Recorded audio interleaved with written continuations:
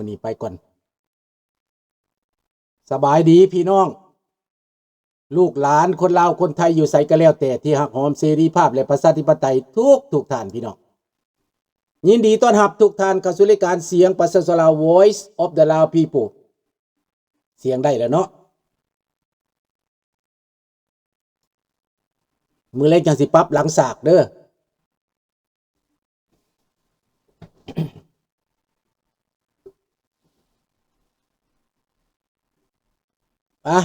มือวานนี่บ่ได้อยู่ไปด่วนเนาะไปเวียกไปวัดเพราะว่าเตรียมบุญพระเวทมื้อวันเสาร์นี้วันเสาร์นี่แหละวันศุกร์มื้อนี้วันศุกร์มื้ออื่นก็วันเสาร์มันบ่แม่นพฤหัสมื้ออื่นวันศุกร์เนาะแม่นบ่มื้อนี้เบิ่งก่อนเด้อลงฮอดมื้อฮอดวันเด้ไปเฮ็ดเวียกหลายจนบ่จื้อมื้อจื้อวันเนาะมื้อนี้วันพฤหัสมื้ออื่นวันศุกร์มื้อวันเสาร์ยังอีก2มื้อก็บุญพระเวทเนาะดังนั้นจะฟ้าวไปเฮ็ด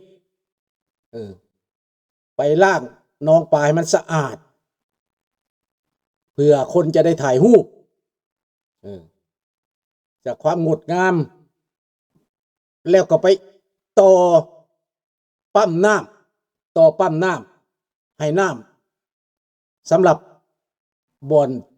แห่พระเวทบ่อนอยู่ป่าพุ่นน่ะแปลว่าบ่อนคนไปเทศนางมาทีพระไปเทศนางมาทีไปฟังเทศนางมาทีไปเชิญพระเวทเข้าเมืองว่าซั่นไปอยู่เขาวงกฏคิริพุ่นแหละอยู่ป่าไปเฮ็ดห้องน้ำอยู่หัน2ห้องน้ำและต่อปั๊มห้องน้ำเข้าไปใช้เวลามื้อวานนี้ก็ได้แล้วละเรียบร้อยใช้ได้น้ำใช้ได้แล้วน้ำเดินสะดวกแล้วสำหรับพวกผู้หญิงผู้หญิงที่ไปฟังเทศน์ฟังพระเวทนั่นก็สิสะดวกขึ้นปีนี้นะเพราะว่ามีห้องน้ำให้บ่คือแต่ปีก่อนต้องถ้าว่ามีปัญหาหยังก็ต้องแล่นเข้ามาในพี่ย่างเข้ามาเป็นครึ่งกิโลเมตรเป็นบ่แม่นครึ่งและ200เมตรว่าซั่นไปก็ไกลละ200เมตรนั่น200เมตรน่ะถือว่าไกลช่วง2เดือนบานว่าซั่นไปไกลเด้200เมตรน่ะดังนั้นพี่น้องได้แก้ไขไปแล้วปัญหานี่วานนี่ได้ข้าพเจ้าได้ไปเฮ็ดแล้วบุกตะลุยจนแล้วเฮ็ดแล้วก็ทางลงไปที่ว่าไปปั๊มน้ำหันมันลงยากขึ้นยากข้าพเจ้าได้เฮ็ดคันใดใส่เฮ็ดคันใดสั่วข้าวแต่ว่าก็ถือว่าจบเจืออยู่เฮ็ดคันใดสั่วข้าวใส่เวลาโดนตึบพอดีค่ำจังแล้ววานนี่น่ะเนาะ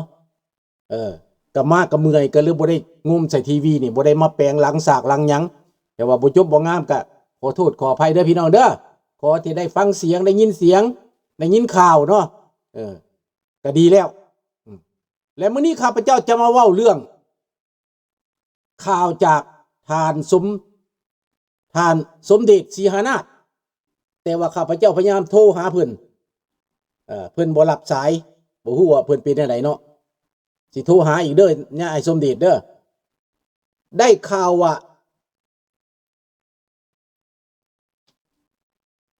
เหมือนหยังก็ทอนไว้จังได๋ก็เซบังไฟราคาดำนาค่าดำนาเลยเด้อเสร็จดำนาเนาะเอาดำนาต่อไปเด้อใกล้ยามนี้ยามเฮ็ดปวกแล้วไปอยากไปกินแกงเฮ็ดปวกน้ำเจ้าเด้อทอนเด้อปิ้งปลาแกงเฮ็ดปวกแกงหน่อไม้แซ่บเด้แล้วพี่น้องได้ยินข่าวว่าท่านสมเด็จเขียนระบายลงใน Facebook ว่าแม่นบักใดครูบาองค์ใดที่ไปปลดทุกข์สร้างสมัวลงจากวัดเวรุณารามหั่นน่ะวัดที่สร้างมาด้วยกลุ่มฟ้างุ่มว่าซั่นไปสมาคมฟ้างุ่มแหละพี่น้องชาวเมืองหลวงพระบางและชาวลาวเฮาในฝรั่งเศสว่าซั่นไปสร้างขึ้นมาในตอนนี้หลังจากมหาจันทีเสียชีวิตไปแล้วสวรรคตไปแล้วนะมีคนไปสักทุ่งนั่นลงบ่ใส่เอาหนีมีเจตนาให้พี่น้องอันนี้แม่นเจตนาให้มันเทอร์โรริสต์แท้ได้อันนี้ได้คนลาวในเมืองฝรั่งหั่นน่ะพวกเจ้ากินหยังมีหัวใจอยู่บ่คันบ่มีหัวใจก็กั้นใจตายคือนกคือหนูซะ คันว่าบ่ขอโทษเด้อผู้ที่มีหัวใจผู้ที่บ่มีหัวใจข้าพเจ้าเว้านี่นะบ่สามัคคีกันจักดีตัวเองสร้างมาแต่แท้น่ะยังเสียให้เขามามั่างบ่คุกก็ยอมเสี่ยงแม่ย่านหยังมันบ่ดีก็เผาแม่มันทิ่มเรียบตัวโทษเด้อพี่น้องเด้อบ่ให้มันได้อยู่ทั้งเพิ่นทั้งตัวซะทีคันมันยากหลายน่ะเนาะ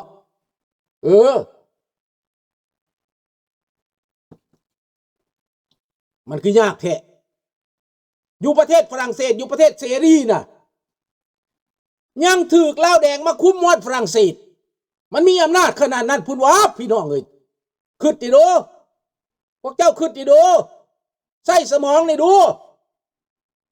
มีสมองอยู่บ่หรือว่าบ่มีหรือตายกันหมดแล้วขอโทษเด้อพี่น้องเด้อมีตายข้ามน้ำของมายังให้เขามาเฮ็ดมาเหยียบตัวขนาดนั้นญาติมันยังบักทูตเนี่ยนะญาติมันแห้งแต่บ่ข้าพเจ้าอยากอยู่ใกล้สถานทูตเด้เนาะข้าพเจ้าสิเอาขี่แกงใส่ทุกมือพุ่นนะเห็นบ่ล่ะเสี่ยวโดรนน้อยๆบินเข้าไปแล้วขี่ย้อนลงใส่หัวมันทุกมือพุ่นนะโทษเด้อพี่น้องเด้อเรื่องหักซาดเรื่องสามัคคีถูกต้องนี่ข้าพเจ้าเห็นพร้อมในการถูกต้องเห็นพร้อมในเรื่องความสงบสุขแต่บ่ได้หมายเขาว่าเขาเป็นเผด็จการเฮาสงบสุขเด้วินี่บ่วินี่กับพวกที่มันหุยนี่เด้พวกที่มันเข้าใจเด้สั่นมีบุญญาติแม่มันยังก็มาซะเด้อนั่นน่ะมันออกมาเพ่นผ่านจาก15กิโลเมตรนะฟาดมาโลด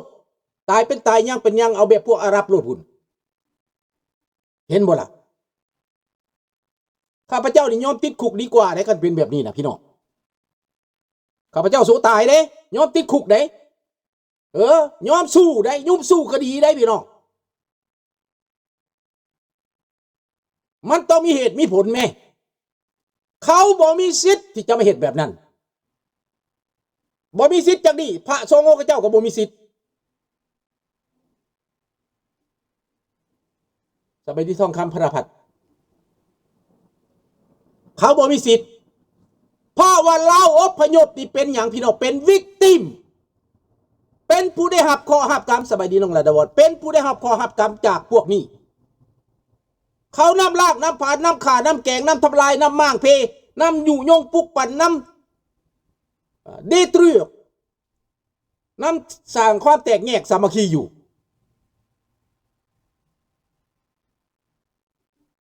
แล้วเป็นอย่างพวกเจ้าเมืองฝรั่งพวกมีปัญญาชนนี่นะพวกอ้างว่าตัวเองเป็นปัญญาชนนี่นะมันกลายเป็นปัญญาชนหมดแล้วบอกสิตายซั่นบอกคันบ่ได้กลับเมืองลาวนั่นคันสิตายก็ตายซะสักแงกลงซะคันบ่ได้กลับก็ได้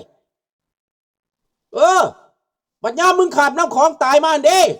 มึงคือฮู้ไวแท้น้ำของอ่ะน่ะมึงคือขามไวแท้บ่จักเฒ่าแก่เฒ่าอาวุโสทั้งหลายปากไปใสหัวใจไปใสเรียนจบอยู่ฝรั่งเศสตั้งหลวงหลายไพ่มาก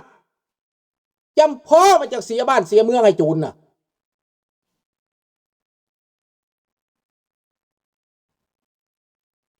เสือเนวิเห็นแต่อ้ายผู้หนึ่งออกมาเว้าในคลิปอยู่ Facebook นั่นแหละสื่อเล่าว่าสีหนาฏนะไม่ยังเกาะนามสกุลสีหนาฏนะนั่นแหละเป็นหมู่รุ่นอ้ายข้าพเจ้าหมู่ดร.สีทุยน่ะมีผู้เดียวนั้นโอ้มังเก้บ่ทันบ่น้องละดาวันสิว่าให้ฟังว่าวัดเวนุรนามวัดที่เจ้าฟ้าทรายสุริยงสว่างไปฉลองทุกปีเอาเงินไปทุ่มไปเทไปก่อพระก่อหยังอยู่หั่นน่ะเพิ่นมีทุ่งราชวงศ์ราชาห่มขาวเพิ่นมีทุ่งสร้างสามหัวอยู่นั่นหลังจากมหาจันทีตายไปเขาสักลงเอาหนีข้าพเจ้านี่อาละวาดโลดข้าพเจ้าอยู่เมืองฝรั่งนะอาละวาดแน่นอนโลดแม่นบอกสีหนาฏนั่นแหละ สมเด็จศรีหนาถสื่อเราน่ะติดต่อมาหาน้องชายเนี่ยเด้ออ้ายคันอ้ายยังบ่มีปัญญาสู่เขาน่ะคันอ้ายย่านเขาแต่เท่น่ะกฎหมายอ้ายก็เฮียนมาฟ้องศาลที่ญาติแม่มันหยังเห็นบ่ล่ะคนเดียวก็ได้พี่น้องฟ้องนี่นะบ่ได้มีหยังใดมีเหตุมีผลฟ้องได้ข้าพเจ้าเคยสู้มาแล้วเรื่องนี้นะสู้คดีข้าพเจ้าก็สู้มาแล้ว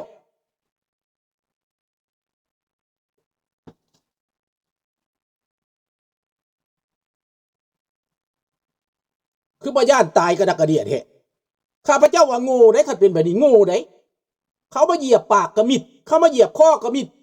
เขามาเฮ็ดหยังสกกระมิดย่านแม่มันยังลูกบักสุพรรณวงศ์นั่นตีนถีบมันออกจากวงการคนลาวหั่นน่ะ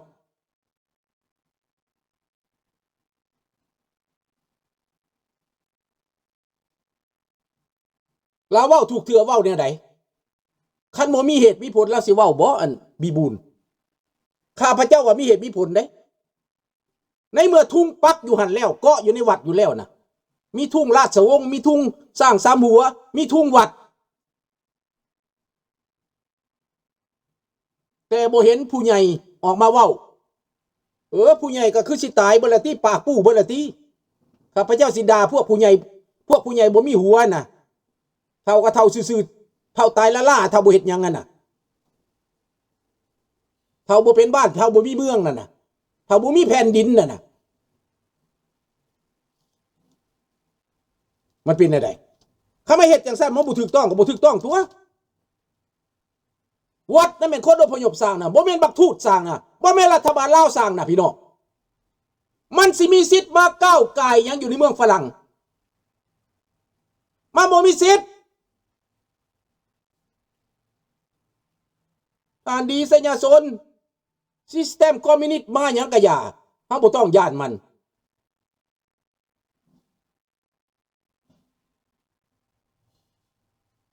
ลืมความโหดร้ายของมันแม่นบ่ความโหดเหี้ยมของมันน่ะลืมแล้วบ่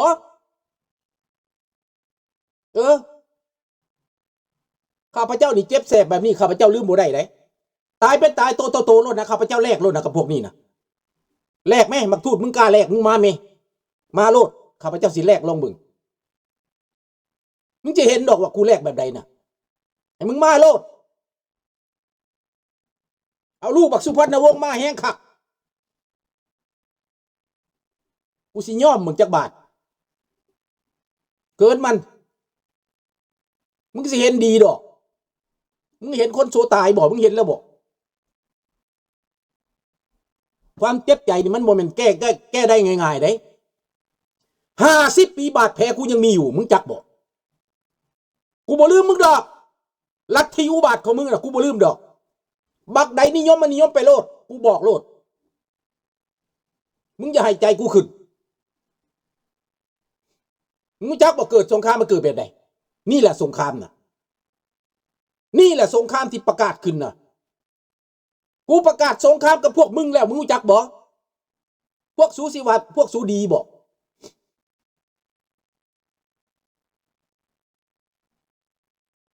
มันว่าโอ้เอาพระเอาเจ้าไปกวมแล้วเอาหลายคนไปกวมแล้วสิยึดเอามันว่าให้มึงยึดโลดมึงกล้ามึงยึดโลดมันอยากยึดอยู่เมืองข้าพเจ้ามันก็อยากยึดแล้วบักนาแหลมมันน่ะบักม้าสี่แม่มันนั่นมันเคยอยากยึดแล้วมันเอาป้ายมาตั้งเสร็จเธอหนึ่งแล้วครั้งนี้ต่อไปมึงเจอกูแน่ๆกูบอกโลดกูเตรียมการล่อใส่มึงอยู่แล้วมึงเจอกูแน่ๆบักนาแหลมบักแนวราวมากซะมึงสิว่ากูเสียดลิ้นวะกูจะบอกให้มึงอยู่นิ่งๆดอกให้มึงเตรียมไว้โลดให้มึงไปประชุมนั่นไปประชุมนี่มึงไปหลายๆกูเก็บไว้เบิดแล้วหลักฐานน่ะให้มึงไปโลด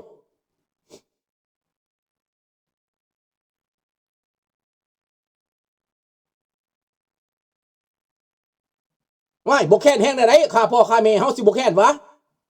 ว่าสันถามตรงๆหน่อยนะพี่น้องคนไทยที่ฟังอยู่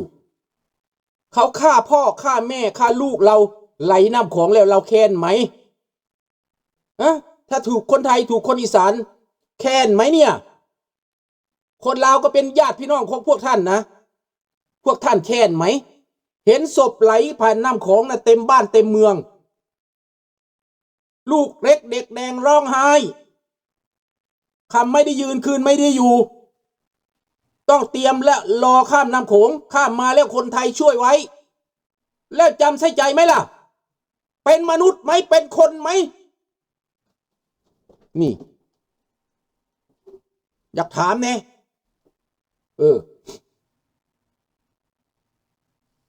อยากถามตรงๆเด้อมันฆ่าพ่อฆ่าแม่เจ้าเครียดบ่คันบ่มีหัวใจก็เป็นหมาตัวหนึ่งเป็นหมาซะบ่ต้องเป็นคนข้าพเจ้านี่มันฆ่าลูกข้าพเจ้าฆ่าพ่อข้าพเจ้าและข้าพเจ้าสิอภัยมันวะบักไรอภัยมันเฮ็ดหยังว่าจะสิอภัยมันได้มีวิธีการใดให้เฮาอภัยมัน50 ปีแล้วมันยังก่อกวนข้าพเจ้าอยู่นี่น่ะมีวิธีใดให้อภัยมันถามแน่หนีไปข้ามน้ำข้ามทะเลมันว่าจังไดตอนข้าพเจ้าอยู่มันสิไปใส่กระยากูสิตามไปรังควานมันกูสิตามไปกวาดล้างมันตามไปทำลายมางเพมันตามไปตัดห่างคอนโคนมันน่ะฟังดูคำเบ้าของมันน่ะจำไว้บ่ให้มึงมามึงขนโคตรพ่อโคตรแม่มึงมา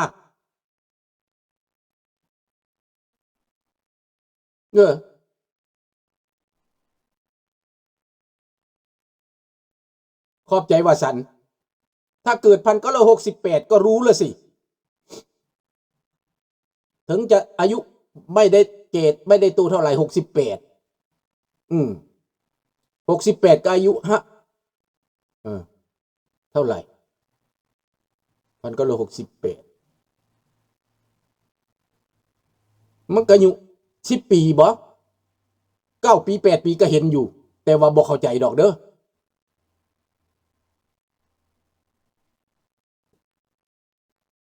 ขอบใจคำหนูเนาะดังนั้นพี่น้องคิดเบิ่งการกระทำแบบนี้นะเป็นเรื่องหุนแหงได้พี่น้องเป็นเรื่องบาดแผลจิตใจเป็นเรื่องบาดแผลใกล้จะดีแล้วมาแสะอีกนะพี่น้องข้าพเจ้านี่ธรรมดาข้าพเจ้าลืมแล้วความเจ็บความปวดนี่จะลืมแล้วใกล้จะลืมแล้วแต่ตอนนี้เปิดแผลใหญ่แล้วพี่น้องมันเปิดแผลใหญ่แล้วให้จำมาไว้แต่ก่อนข้าพเจ้าอดทน57 ปีตอนนั้นก็อายุ7 ปีเท่านั้นเห็นบ่58กับตอนนั้นก็8 ปีเท่านั้นยังบ่ทันเข้าใจยังเด็กน้อย8 ปีไม่รู้อะไร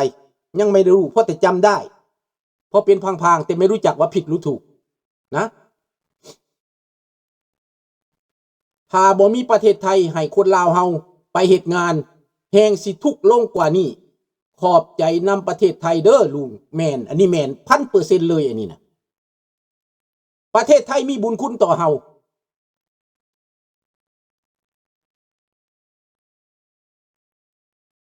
เกิด1958นั้นอายุ60 ปี58นี่ก็60ปลายแล้วโอเคฮู้จักแล้วเจ้าฮู้จักแล้วดังนั้นพี่น้องการกระทำอันนี้เป็นการกระทำที่หุนแหงใดผู้ใดสิว่าบ่หุนแหงก็อย่าแม่นเรื่องหุนแหงใดลองมึงมั้ยแผลทานใกล้จะดีแล้วนะบาดนี่มันใกล้จะดีแล้วนะแต่เขาเอาน้ำร้อนมาทอกสาดตื่มอีกนี่นะบาดแผลทางจิตใจนี่อะไรปัวยากนะลำบากนะคือข้าพเจ้านี่เป็นบาดแผลทางจิตใจนี่นะจะกินหยังจะกินยาหยังจะกินพักหยังจะกินอาหารดีเท่าใดจะร่ำรวยเท่าใดก็บ่มีปัวได้เด้อมันเจ็บอยู่หั่นแหละนี่ขอบคุณมากครับประสันนะดังนั้นพูดตามความจริงพี่น้อง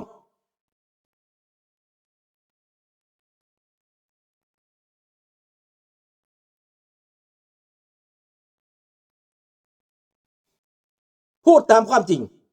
พี่น้องหับได้ว่าเฮาอยู่ต่างประเทศแล้วเขามาก่อกวนความสงบและเฮาตอบโต้นี่ผิดวะและเขาแทรกแซงได้ว่าทางการเมืองนี่เฮาเป็นอเมริกาเฮาเป็นแคนาดาเฮาเป็นฝรั่งเศสไปแล้วเฮามีสิทธิ์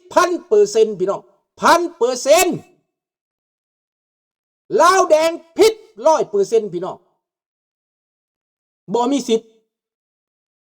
in non aucun droit no right เห็นบ่ล่ะเขาบ่มีสิทธิ์ดังนั้นพี่น้องต้องใส่ใจไว้มีพวกหมา2-3 ตัวนี่มันพยายามจะปั่นป่วนสังคมเราทำท่าเข้าฝ่ายนั่นทำท่าเข้าฝ่ายนี่ทำท่าตีสองหน้าตีสนิท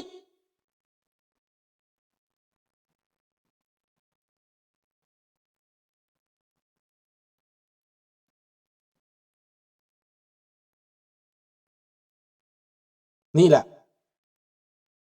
ทำลายสังคมลาวเฮานี่ให้แตกแยกก่อกวนวุ่นวายอยู่บ่หยุดบ่เศร้า50 ปีมันก็บ่หยุดบ่เศร้า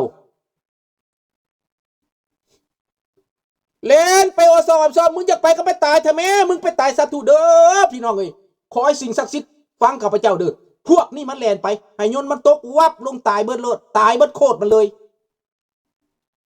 ให้มันตายเบิดโคตรมันเลยอย่าให้ข้าพเจ้าได้ลงมือให้มันตายดับเลยผู้ใดขึ้นบ่ซื้อตัวบ้านตัวเมืองนี่นะให้ยนต์น่ะวอยลงน้ำทะเลให้โลดเด้อสาธุเด้อสาธุพี่น้องบักใดมันเฮ็ดทรยศต่อชาติต่อบ้านต่อเมืองนี่นะมันที่โคตรทรยศต่ออพยพด้วยกันนี่นะให้มันตายดับโคตรเลยลงเบิดเรือนน่ะให้มึงไปกูสิสาบแช่งมึงอยู่นี่มือหนึ่งเทวดาสิได้ยินดอกเกินมันเฮ็ดให้เจ็บเกินมันเฮ็ดให้ปวดเฮานี่นะบาดแผลใกล้จะดีแล้ว50 ปีผ่านมาน่ะเฒ่าแก่มาแล้วเฮาอยากอยู่ด้วยความสงบเฮาอยากมีความสุข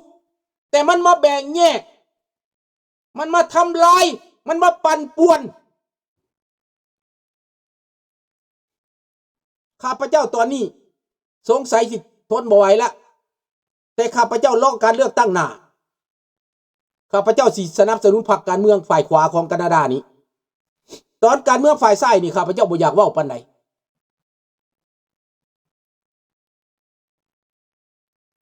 ลุงบ่ได้สนใจน้ำมันเด้อ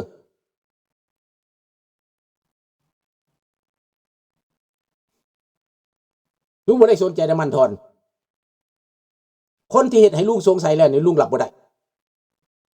ก็เท่านั้นแหละสบายดีพี่ทักดังนั้นพี่น้องคิดว่ามันถูกบ่คนอยู่เมืองฝรั่งเป็น 4-5 แสนคนน่ะบ่มีปากวะ3 คนนะขึ้นไปฟ้องนะปอกเต้แปล้งนะให้ขึ้นศาลนะต่อสู้กันในศาลในคดีนะบ่มีปัญญาบ่ทนายความก็มีเรียนจบฮอดทนายความเรียนจบฮอดกฎหมายก็เฮ็ดได้ดู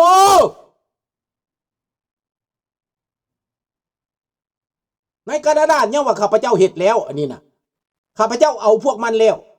ป้องมันเข้าคอกแล้วเดี๋ยวนี้นะใกล้แล้วเด้อใกล้จะเห็นดำเห็นแดงกันแล้วพี่น้องมึงโปรขึ้นมาบาทนี่เจอกันโลดนะเจอกันเนี่ยแบบดันๆเลยนะพี่น้องข้าพเจ้ากำลังป้องมันเก็บหลักฐานไว้โฮมไว้สะสมไว้นี่มันบ่แม่นเรื่องลิ้นได้พี่น้องเป็นเรื่องใหญ่ได้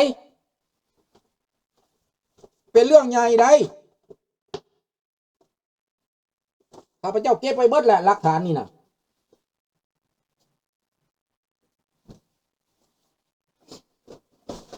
นี่สู้กันครั้งที่ 1นี่นะพี่น้องชนะขาดร้อยแล้วตัวนี้นะนี่เห็นบอกดังนั้นพี่น้องอย่าไปญาติมันมาทุกรูปแบบเด้อพี่น้องเด้อมันมาทุกรูปแบบใส่คนลาวตัวคนลาวพิษกันใส่พระกับพระพิษกันใส่ประธานกับประธานพิษกันเฮานี่เป็นไผเฮาเป็นวิกติม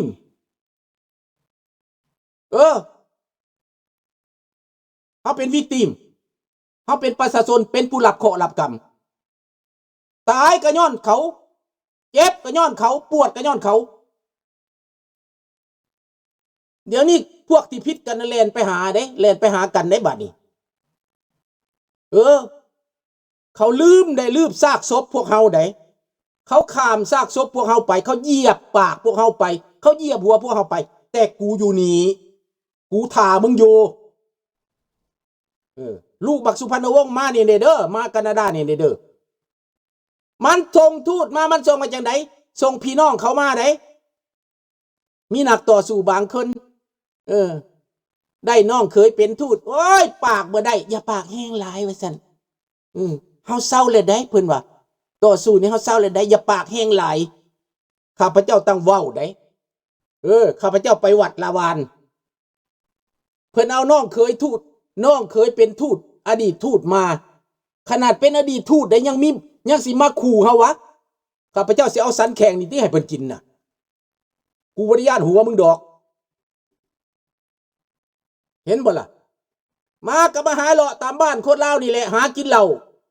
เพิ่นได้ใต้บ้านเดียวกันเป็นพี่น้องเดียวกันโอเคข้าพเจ้าบ่เว้าหยังแต่มึงอย่ามาแสดงเรื่องทูตมึงการติดแสดงเรื่องทูตและตีนทีบหน้าเราบ่ได้เว้ากันเด้พี่น้องอยู่ใกล้ขวดเราฟาดหัวเราได้บ่ได้สนเด้ข้าพเจ้าบ่เคยเป็นคนโหดเด้อแต่ในเมื่อมันจำเป็นและจำเป็นต้องเฮ็ดในหน้าที่นี้นะเพื่อจะได้ขึ้นศาลพี่น้อง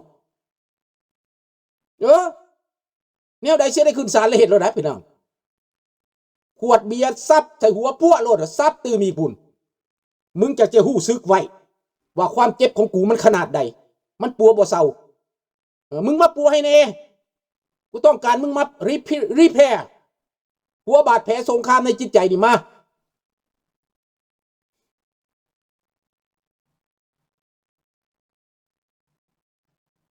แม่แล้วน้องดีฮู้แต่บ่เว้าหยังบ่พากันเฮ็ดหยังมิดอยู่มันก็สิได้ประโยชน์หยังฮู้ก็ฮู้ละล่ะต้องเฮ็ดทุกมื้อเฮ็ดทุกวันเฮ็ดทุกที่ทุกทางสามัคคีกันให้ได้มันเป็นจังซั่นได้อย่าเอาตัวไผตัวมันอยู่ไผอยู่มันนี่มันก็เขาก็กวมเจ้าหั่นแหล้ว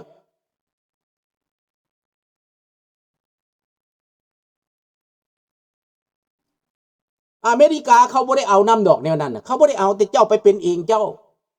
อเมริกาเขาบ่ได้เอาเซนาเตอร์ผู้แทนต่างๆเขาก็บ่ได้เห็นดีนำแนวนั้นมันบ่แม่นรัฐบาลเขาสิมาบอกให้เจ้าไปฟังความคอมมิวนิสต์เด้เขาบ่ให้มีคอมมิวนิสต์ในประเทศเจ้าอยู่แล้วอเมริกาเขาบ่ได้สนใจนำคอมมิวนิสต์ดอกการทูตของเขาที่ซื่อๆเด้แต่เขาจะบ่ได้มาบังคับประชาชนเขาให้เป็นคอมมิวนิสต์เด้อให้พวกเจ้าจื้อเอาไว้พวกคนอยู่อเมริกานั่นบางคนน่ะย่านบ่ได้มาอเมริกานะตัวเขาตัวพวกวิโอพวกกันไม่หยังพวกไปสัมภาษณ์นะพวก VOA บ่แม่นหยังบ่แม่น VOA เขาเว้าคำเว้าเพิ่นในศูนย์นั่นน่ะข้าพเจ้าบ่ได้ไปอเมริกาข้าพเจ้าเลยบ่จักว่าชื่อหยังบ่ได้ย่านบ่ได้สัมภาษณ์บ่ได้พ่อล้มพ่อตายตัวเป็นลูกนายทหารเป็นลูกสัมมนาข้าพเจ้าเป็นพ่อทหารข้าพเจ้าต้านคอมมิวนิสต์เขาก็กวดแล้วกวดอีกบางคนก็ตกบางคนก็เอาบัตรปลอมมาใส่สื่อปลอมมาอยากมาอเมริกาได้มาฮอดแล้วมาทรยศเขาวะแจ้งถอนสัญชาติมันคืนเย็ดตรวจมันต้องเป็นจังซั่นพี่น้อง